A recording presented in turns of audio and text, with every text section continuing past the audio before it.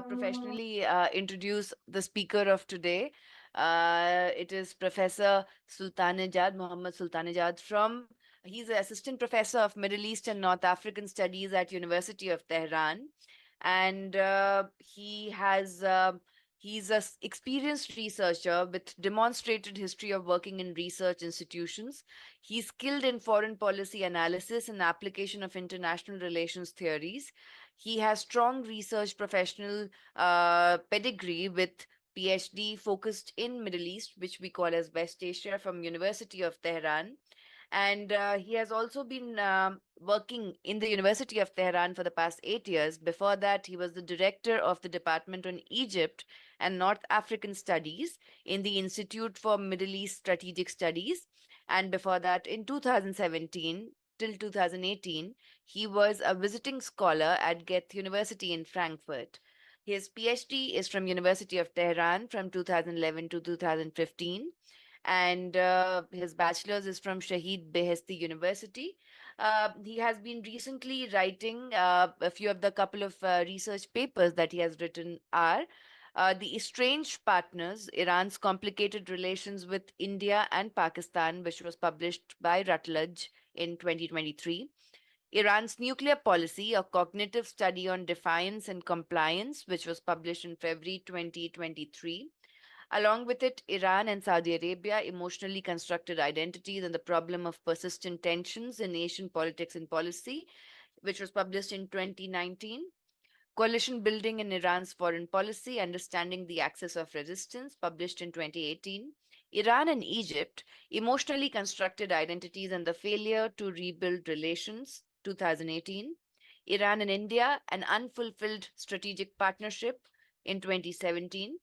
Iran and Southeast Asia, An Analysis of Iran's Policy of Looking into the East, published in 2017. These are just a few. Now I would like to request Professor Sultanejad to please speak. Thank you. Okay, thank you very much. It's an honor to be here, and thank you very much again for this invitation. I appreciate the Center for India West Asia Dialogue, Professor Dr. Aftab Kamal Pasha, Dr. Shubda Chadori, and Dr. Anas for this invitation, and also for the trust that you have put on me to deliver a speech on Iran-India relations under President Raisi, or the late President Raisi. It's also an honor to be at the presence of Ambassador Elahi. I also listened carefully to his remarks, and I found them very insightful. So with this, I would like to start my presentation. With your permission, I would like to have a very brief overview of the history of the two countries' relations. It won't be an extensive history. It's only the very recent important phases that the relations between the two countries have passed through. And then I enter the contemporary discussions about the extent of Iran-India relations, the agreements that we have recently had, and the possibility or the probability of its good execution. So starting with an overview of the two countries' relations, it is very much well known that before the revolution of Iran, the Islamic Revolution in 1979, the relations between the two countries were not that warm as a result of the fact that Iran belonged to the Western Bloc, and India was more of a non-alignment approach in its foreign relations. And the beginning years of the revolution also witnessed a cold relations between the two countries, because Iran was mainly engaged in the war with Iraq, and there were restrictions actually in more focus on expanding relations with India. So the real thaw in relations started in the 1990s when actually some incidences or some trends started both in Iran and India. When it comes to India, actually it was a time that India started to industrialize, and it's adopted some economic liberation or liberalization policies, and it needed the Iranian energy to actually pump into its and on the other hand, the two countries had Afghanistan as a source of threat with the rise of Taliban. So at that time, a good reason emerged for the two countries to start working clearly and closely with one another. But the real actually phase that we need to focus in the two countries' relations, it starts with the 2000s, when actually Iran showed a great in order to start a strategic cooperation with one another. At that time, the atmosphere within Iran and India, and also internationally, was more ready for that. So that in Iran, we had this push to actually industrialize the country, to normalize relations with the outer world. And India was understanding that Iran could be a long-lasting or durable partner that it could invest on. As a result, we had this emergence of the ushering of strategic partnership between the two countries. And the cooperation between the two countries was not only limited to the soft power issues of, for example, trade and economic cooperation, but also in the strategic realms. So that the two countries cooperated with one another in military development. Several drills were conducted or planned to be conducted in the region by participation of Iran and India. India showed readiness to maintain Iranian military equipment and to repair the damaged ones. And it was very precious. But unfortunately, as a result of the sort of these tensions between Iran and the United States over the nuclear issue from 2005 onwards, we have seen that the atmosphere has changed dramatically. The United States signed an agreement with India, very famous one, on a civilian nuclear cooperation. And within this agreement, the United States found enough leverage in order to force India to distance from Iran. India initially resisted but a lot. It tried to convince Washington that its cooperation with Iran would not come in the form of actually antagonizing the United States, but the pressure was too high. And as a result, India actually showed signs of readiness to cooperate with the United States in international organizations, particularly IAEA. Several resolutions were issued against Iran, and India had no choice but to actually vote in favor of them. Actually, this was actually the time that the atmosphere changed dramatically, and people started to see that this desired strategic cooperation could face some important obstacles. As a result, we had seen that the ramifications of this cooperation between India and the United States against Iran's nuclear program, it was reflected in the trade, economic, and political relations between Iran and India. So that we had a LNG contract or LNG export contract to India. It was cancelled in 2007. Then the Asian Clearing Union also stopped working to facilitate transfer of the money gained from the purchased Iranian oil by India to be actually transferred to Iran. So the hardships began to arise from that time onwards, and they have been persistent ever since. So even if a respite in the conflict between Iran and the United States over the nuclear issue occurred in 2015, and then the nuclear deal or joint comprehensive plan of action was signed. Then, unfortunately, Iran-India relations could not actually reach its climax that experienced before in early 2000. But despite this, the signs of improvement in relations were apparent.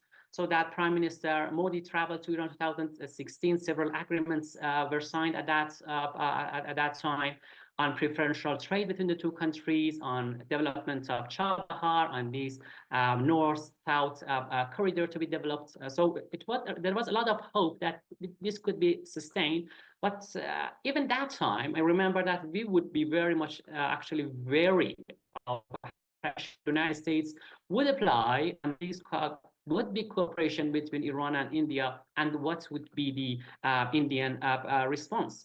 And it was during the Obama time, and then Trump came, and his administration applied this maximum pressure campaign against Iran. Again, India tried to circumvent the US pressures, but in the end of the day, they had no choice again but to cooperate with the United States. When I say they had no choice, it is in actually very realistic terms. When you break it down to the real power dynamics between Iran, India, and the United States, because our expectation was that India would resist more, but when you actually analyze it and on the background of the real power politics, it is very much understandable that how India showed readiness actually to apply the sanctions or the unilateral sanctions of the United States against Iran, so that even the import of energy from Iran was stopped in 2019, and we have seen that we were unable to resume it ever since. The big issue from that time onward has been how we sell goods and how we receive the money. As Ambassador very clearly explained, it is very good that we are purchasing items from India, the pharmaceuticals, the food stuff. These are necessary. We need them. We want them from India. But the problem is that we are facing this actually budget deficit. It is the problem of the balance between expenditures and the revenues. And the revenues should come in form of dollar or euro or some actually currencies that could be used in the international market. And as again, Ambassador just pointed out, it is very crucial that we are able to rebuild the relations in a way that would enable us sell oil and receive the money in a functioning way. There have been actually some ways we have tested before, some of them with failure, some of them with relative success. For example, I remember Iran proposed that it would open branches for its banks in India, in Mumbai particularly. It couldn't work, but then again, there was intermediaries here that facilitated transfer of money to Iran. Some debts could be settled through them. For example, the Turkish banks cooperated with us, and that. But then again, it came the United States and the disruptions caused by the United States, so that the relations between Iran and India has been in that atmosphere of bilateral desire on both Delhi and Tehran, and disruption caused by the United States. So the problem here is how to handle actually these problem. So recently we have had a very much hope revived and pinned on expansion of cooperation in the framework of actually building or constructing Chabahar. A good amount of money is envisaged to be invested by India. It is yet to be proven whether India can really deliver on the promises. Iran is certainly very much ready to receive them. Here, the United States has come again, and we have heard from the United States ambassador and also the foreign ministry spokesperson. They have warned against these transactions between Iran and India, but actually there are reasons that we need to go beyond these warnings and to find ways in order to actually materialize what has been written on the paper. Right now, if I want to bring here one example is China. The United States has been threatening Chinese as well not to cooperate with Iran, but the Chinese companies, they worked with Iran, they bought Iranian oil, and the money was transferred to Iran. This model could be actually replicated by India. I'm not saying that they are the same. I'm not saying that the quality of China-United States relations is as the same as India-United States. They are actually far apart. But after all, the reality is that there are too much actually fluctuations in the oil markets globally. We have this problem of actually oil transfer right now. The Houthis in Yemen have been targeting ships that are delivering oil from the Persian Gulf to actually India, in the Bab el-Mandab, in the actually the Red Sea. There have been attacks conducted by the Houthis. This can cause disruption and practically cause disruptions. And India could turn again to Iran. I think here it's a window opportunity that they can take. And even about the seriousness of the United States, there are doubts whether we would actually sanction India practically. Many believe that India is too big to be sanctioned in that way, particularly if the Indian government is supporting its entities when they are working with Iran. And I'm certain that there are good plans set by Iranian authorities and their Indian counterparts to work with one another. We have to pin hope on that, but in a realistic manner. Right now, the reality is that the United States' hands is also tied in the region. With all these condemnations that we are receiving from the United States, they have to sit together with the Iranian counterpart to discuss regional security. I believe this would open some room for or some space for opportunity for India also to jump in to find a way in order to work with Iran. So it's please do not misunderstand me if that India can be a part of this negotiation. They're bilateral, they are far apart. I'm just trying to depict this whole atmosphere, how it is, and how it could be conductive to this breaking of the chains of sanctions on Iran, because practically the United States has failed in order to implement these sanctions on Iran. The problem with the US sanctions is that they have been overused, and the United States has lost its actual leverages over Iran and other countries as a result of this abuse of the sanction or overuse of sanction mechanism or instrument. So as a result, there is a growing opportunity here for Iran to work with other parties. The upcoming administration in the United States is yet to be seen to which faction would belong the power. It is actually Biden versus Trump. We are warily observing the situation. On the other hand, we have elections in Iran. My assessment is that whoever the president would be and to what current he would belong, the same push will be on expansion of Iran-India relations. Even during President Raisi, his mandate was to rebuild Iran's relations with its neighbors. But then again, he actually spent a lot of energy in order to boost cooperation between Iran and India. And I believe anyone who would replace him would recognize the importance India occupies in Iran's foreign policy. So this is actually my general assessment of the situation right now. The reality is that Iran-India relations should be analyzed within a very complex background. Here, not only the United States, here you have China, you have Pakistan, you have Saudi Arabia, United Arab Emirates, you have Israeli particularly here, that they, some of them are really against an expansion in Iran-India relations. So with these rising tensions in the region after 7th of October, we are expecting that in future, Israel will emerge as another disruptor of actually Iran's cooperation with other countries. Not that Israelis have not shied away from doing anything in order to undermine Iran's external relations, but a new push for isolation of Iran is on the horizon. It will be conducted by Israel. But here we have to see how Iran and India, with this rich background, with this immense potential for cooperation, with the place Iran occupies in geopolitics of the region and opportunities it provides for India in order to connect with the countries of Caucasus, Russia, Central Asia, Afghanistan.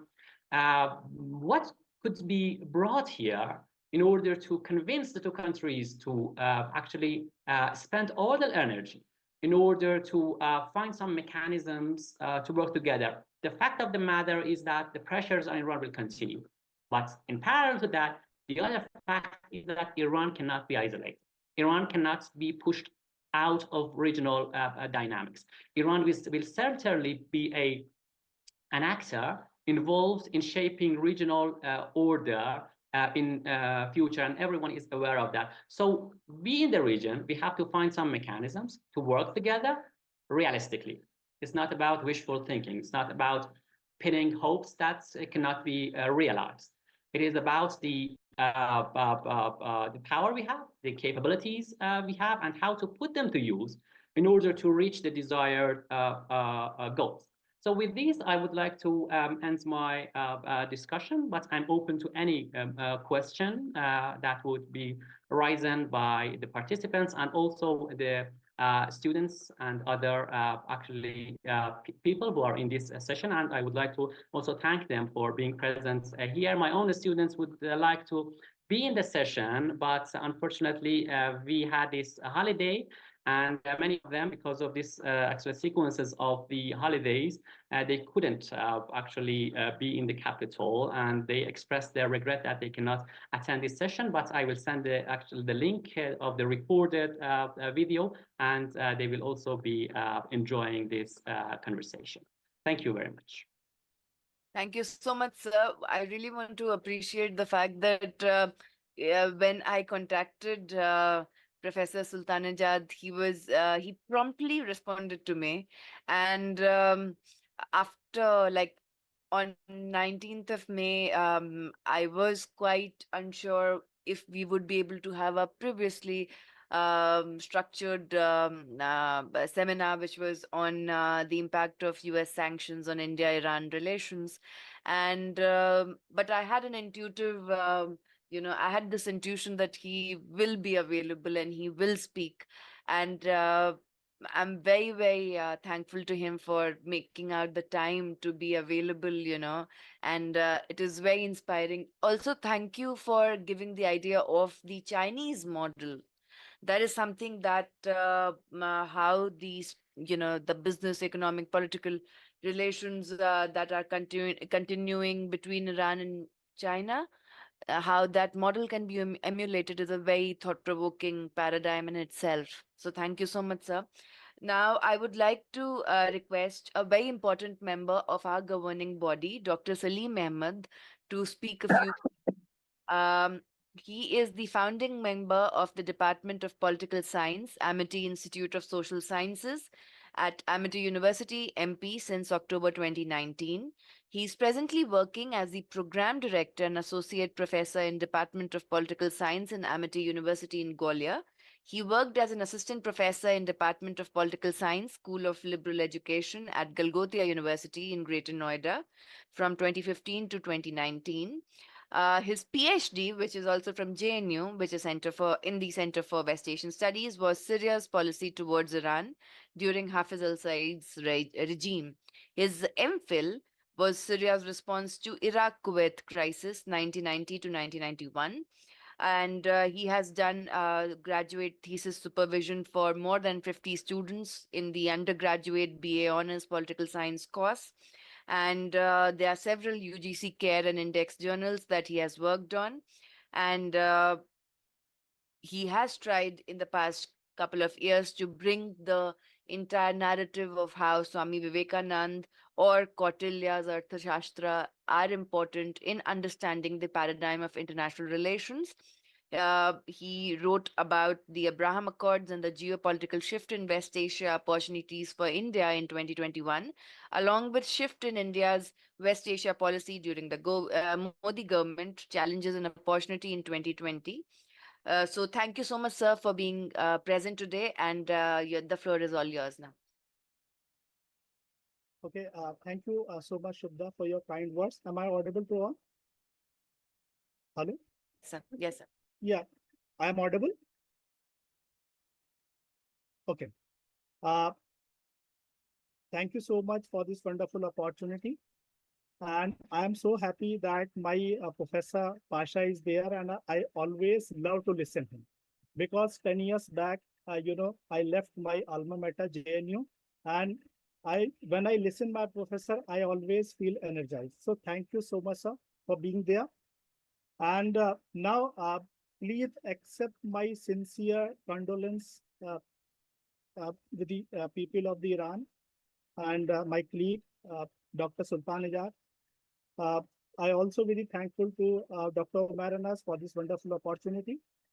I would like to share my thoughts as far as India-Iran relations are concerned. Recently, I have published one article based on the role of China in restoring Iran-Saudi Arabia ties. What does it mean for India? That is the title, and the paper is being published from Indian Journal of Political Science Association. So I would like to read a few lines from my conclusion. Uh, Definitely, the deal has changed the geopolitical, equations in the West Asia region. As far as India is concerned, economic interests are not sufficient, but it has to focus geopolitically and develop a long-term strategy so that the increasing role of China can be limited in the future. Of course, India has its own limitations and cannot compete with the might of China, but that does not mean that China should have a free hand in the West Asia region. To counter Chinese influence, India must develop close relations with the regional countries, particularly Iran. So in my article, I have given emphasize India must develop close relations with Iran, especially after the deal. So that was my conclusion. This is the best opportunity for India to make strong relations. What happened in the past, that has been the past. So we look forward and future is very bright. Further, Iran is a very important country in the West Asia region. This is a very good opportunity for India, where New Delhi can correct its past policies and rebuild ties with Iran again. So that is my emphasis as far as Iran-India relation is concerned. Tehran is also looking towards New Delhi as a rising power in the South Asia region. And of course, Honorable Iranian ambassador, he gave in a statement at that time a clear indication for Indian investment in the Chabhar port. So I was very much sure that this is the best opportunity for India to start this Chabhar deal. And recently, the government of India has, done it. So I am so happy that I suggested in my article the government of India should take, step in this regard. And finally, India cannot ignore the rich resources, lying in the Central Asian region. For India, Iran opens a window to the region. Here, India has a win-win situation with Iran in the coming future. So that is my conclusion in the article I wrote just after the deal. So thank you so much for sharing my thoughts. And once again, thank you, Shubha. Dr. Sultaninejad, I just would like to request you, and I will say that Dr. Salim has been working on Iran for a long time and has been very studious, very closely watching developments in Iran, and has been part of our Center for India West Asia Dialogue from the beginning. And I would really look forward to have some collaborations to work on India-Iran relations with you as an expert, Dr. Shubda and Dr. Salim, but of course, Professor Pasha as our guide. So I am looking forward some opportunities for future collaborations with our scholars as well. So with this, thank you very much, Dr. Salim. Over to you, Dr. Shubda. So, thank you everyone for being present. And anyone who has any questions, please mention your name and the institute you're from. And please write your question in the chat box so that we can ask the speakers. Till the time the questions are coming, I would like to focus on the topic that is of this very particular webinar, which is India-Iran relations and the legacy of Ibrahim Raisi. So the historic, meeting of Prime Minister Modi and Dr. Ibrahim Raisi took place on 16th of September 2022 at, as the Iranian ambassador said, in Uzbekistan. It was in the sidelines of the SCO summit. After 9 months, Iran would become the full member of SCO, which was very important strategically because Iran controls all the choke points which are in the Caucasus or the Mediterranean or the Persian Gulf region. Ibrahim Raisi was important for several reasons. First of all, he was seen as the potential successor for Ayatollah Khamenei. Uh, Secondly, he had the respect or the gravitas from the Iranian Revolutionary Guards Council, with the Majlis and the judiciary. He himself was a jurist. So that was something which will be difficult to replace in the times of to come, because the Iranian Revolutionary Guards is also not a homogeneous clout as per se. Uh, he began his presidency on 3rd of August 2021. There were several reasons why he had clearly stated that he had strong affinity towards India. The primary one being that his mentor, Ayatollah Khomeini himself, uh, Khomeini's grandfather had migrated from the small village or town in Uttar Pradesh called as Barabanki in the 18th century. So the Indian ties were there. Uh, Raisi was born in the eastern province of Khorasan, which has, historic trade routes with India before the dawn of Islam. Uh, the architectural elements of Charbags or the Ivans or even the Parsi community, they have migrated from Khorasan. And currently, there are 10,765 Indian overseas community members in Iran, most of them from Gujarat or Punjab who had migrated uh, before 1979. Uh,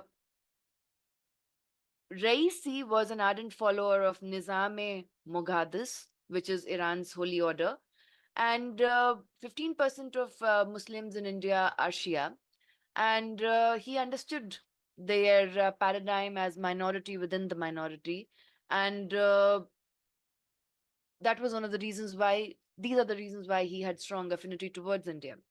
uh, when Prime Minister Modi visited Iran for the first time in 2016 during the tenure of Rouhani, it was not a very strong paradigm shift that took place, because even though 12 agreements were signed at that point of time, the because of land acquisition, strategic delays, and so many other issues, it was not very it cannot be called as a breakthrough. And with Taliban taking over, and before that, the US presence in Afghanistan was a matter of disagreement between India and Iran and how both the countries looked at it. Um, India lost a chance of mediation between Iran and Saudi Arabia. At the same time, when Taliban took over, the strategic interests of both Iran and India started aligning again. Uh, there's a story behind this strategic alliance, which is that our foreign minister, S. Jaishankar, made two very important trips to Iran. The first one on July 6, 2021, when Dr. Raisi was president elect, to meet him. And second, he was the first foreign dignitary to be present in the swearing in ceremony of the Iranian president at that point of time. Iran later was admitted in BRICS on 24th of August 2023, and the official membership started from 1st of January 2024. Iran under Raisi wanted to have rupee real agreement and also to challenge the hegemony of the US dollar. Raisi also started with the 15-day free without visa travel for Indians in Iran. And on 13th of May, the Chabar deal, which was superseding the 2016 arrangement, was signed again. Uh, Against such strategic breakthroughs that have taken place, we must remember that till 2019, India was importing at least 480,000 barrels of oil from Iran every day. But the fear of the US sanctions was a political albatross around India's neck, which our foreign minister has also accepted. What I would like to say is that right now we have to be very cautious, because anyone who is at the helm is also responsible for categorically taking care of no indirect war spilling because of the genocide in Gaza, in the other contours of West Asia.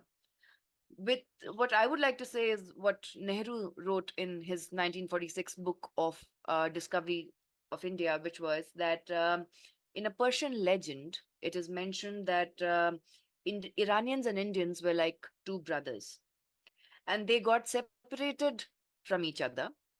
One went towards the west and the other towards the east.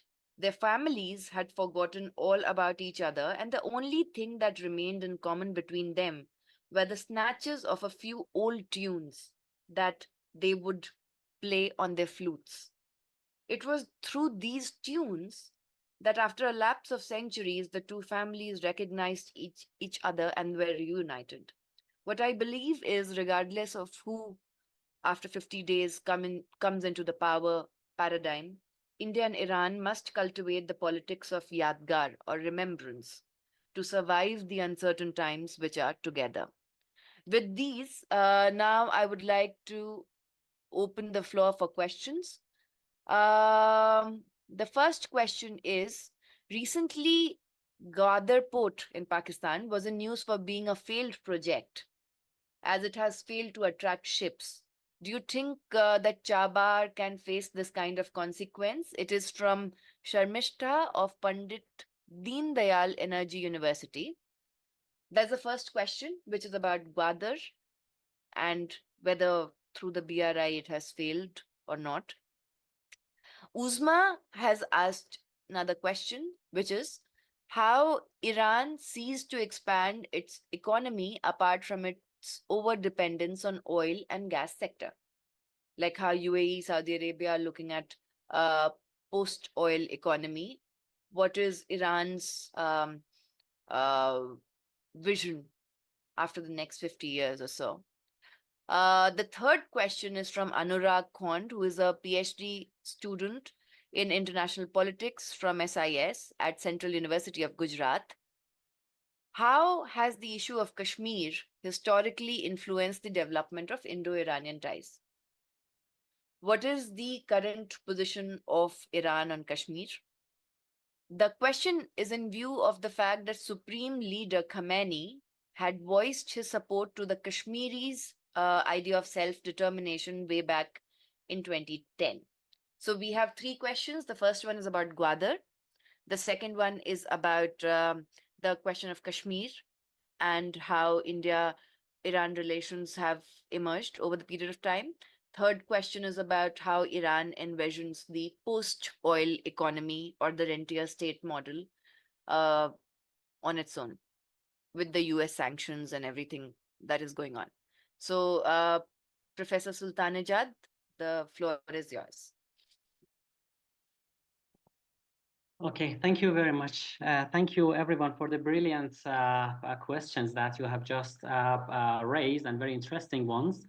And I would also like to appreciate my colleagues, everyone in the room that expressed readiness and enthusiasm to work with us.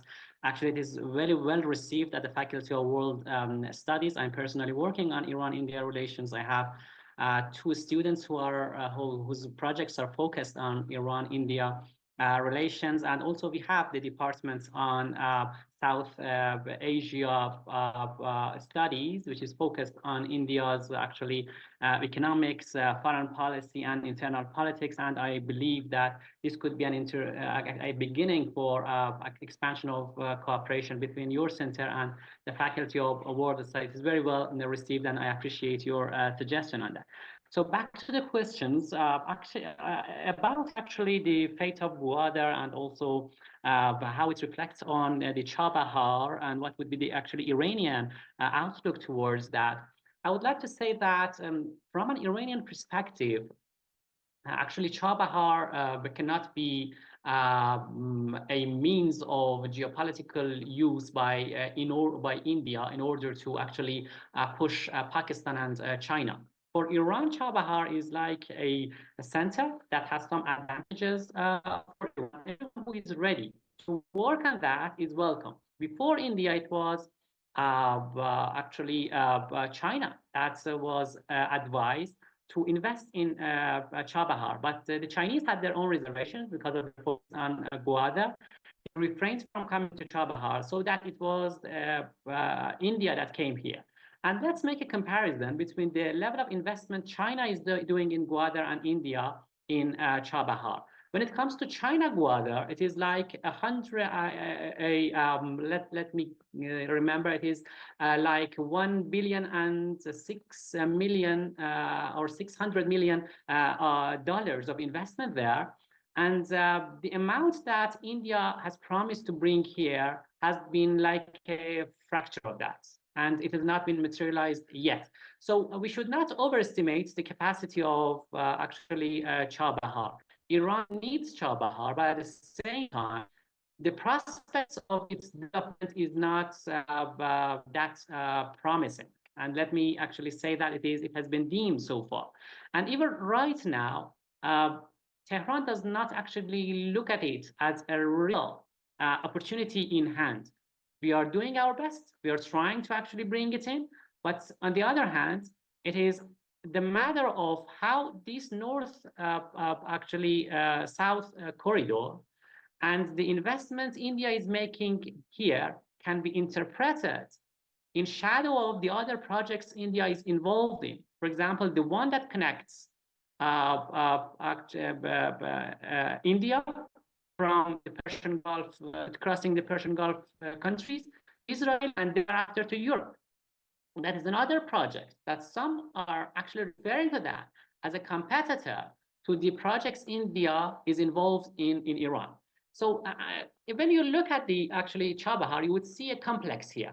Too much energy spent and very little gains you have had so far. So I would say that Chabahar should not be overestimated. It is a centerpiece of collaboration between Iran and India, but history suggests that it cannot deliver on as a real source of expansion of ties between the two countries. The best Iran can expect from India is in the oil sector, that India would import oil from Iran and it would actually deliver the received money. Chabahar is in line with that. It is defined in line with that and in parallel with that, but not too much hope is pinned on that. So let's be mindful of the capacity of Chabahar here. So I would like to conclude by saying that geoeconomically, Iran is aligned with India on Chabahar.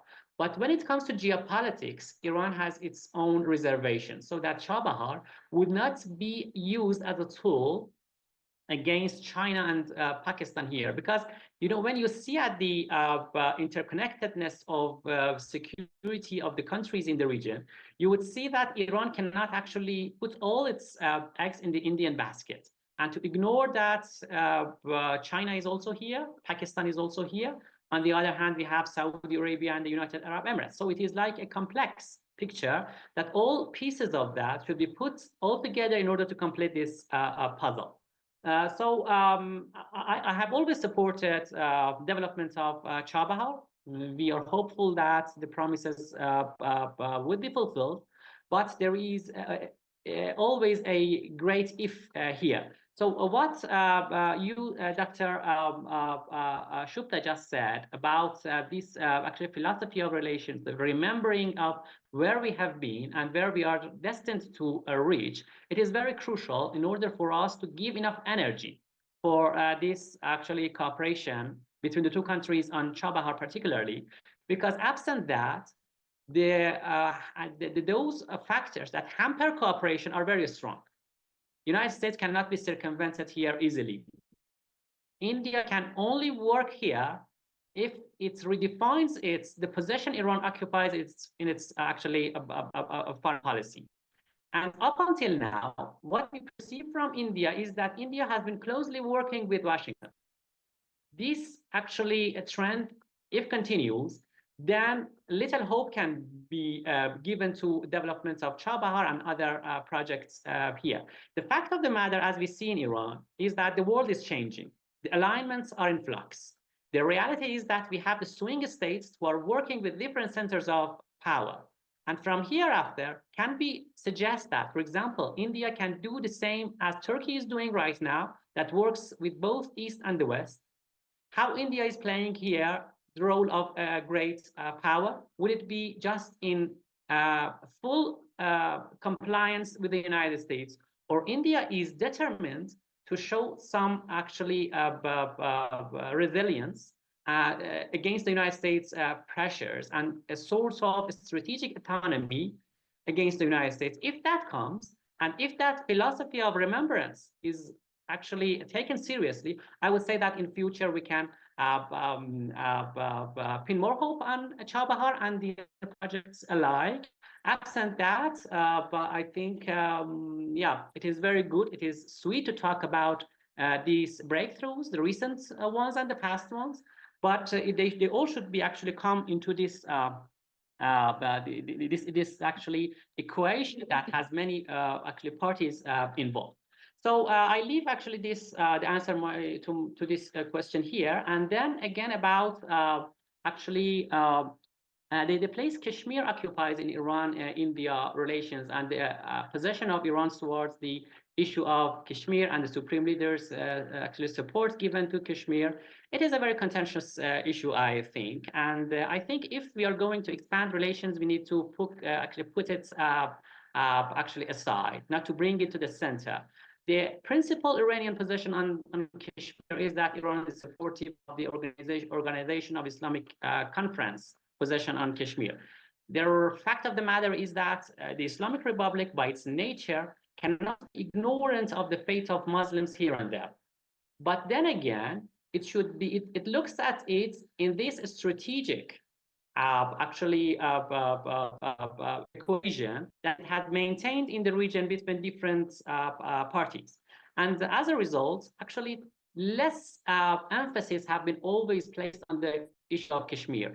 We have been trying to evade the issue of Kashmir. You cannot imagine that the Islamic Republic would one day declare that they are ignoring Kashmir, or the issue of Kashmir should be resolved by its or in an internal or a completely internal matter that the Indians have to deal with that.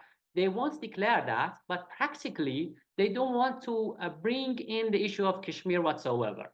So you would see that here and there, everywhere, where and anytime that Iran-India relations are brought to the fore, there have been a deliberate avoidance of talking about Kashmir. So I do not see Kashmir as a source of like problem or tension between Iran and India.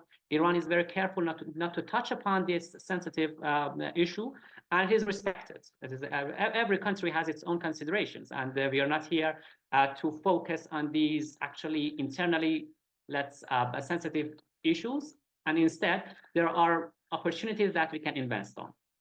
And then again, it is about Iran's economic policy, what place oil it has, and how Iran is planning to actually go beyond oil. This is a very big problem that the country is right now grappling with. The problem is that when you compare Iran with Saudi Arabia, with the United Arab Emirates, you can observe that those countries have been using the oil money in order to plan for the post-oil period. Iran has not been able to do so. Iran has been grappling with so much security matters that it is addressing them right now. And the problems the country is facing, they are very much imminent. It's not like Saudi Arabia. Saudi Arabia has the support of the superpower, the United States. Saudi Arabia is normalizing with Israel. Saudi Arabia is just giving its energy in order to materialize this 2030 vision, this modernization project of Prince bin Salman. But when it comes to Iran, there are more pressing issues that need to be handled right now. We are grappling with more immediate threats coming out of the region.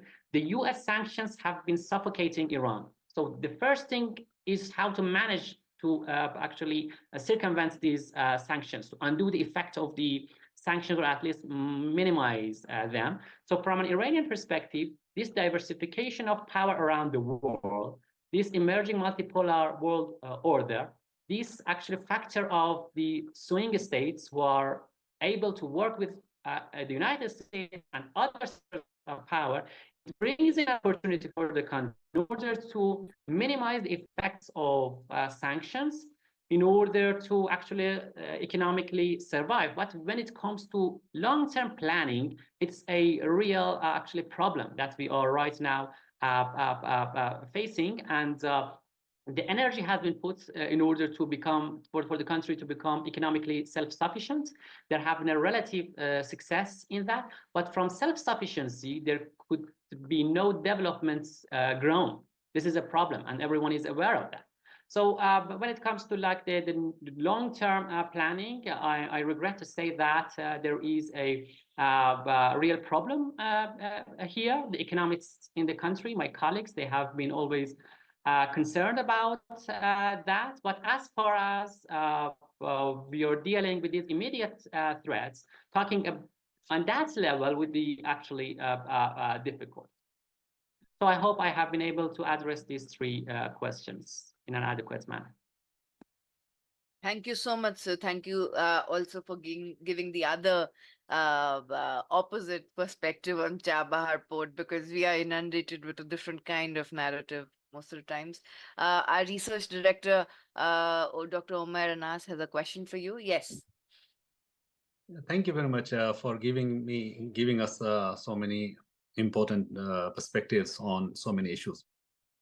I wonder how do you evaluate the situation in Afghanistan, because Iran is one of the principal players which has so many direct and indirect stakes in the future of Afghanistan. The way Taliban foreign policy is unfolding, which is still most of the people do not know which direction Afghanistan's foreign policy will go. Apparently, their relations with Iran have been quite good, and in most domains we can say are cooperative. However, they also have very good relations with Americans right now, and their dependency for financial assistance remains there. So, do you think that this unique relations between Taliban and the United States is going to be a source of concern for Iran, or should it be a concern for the region as well?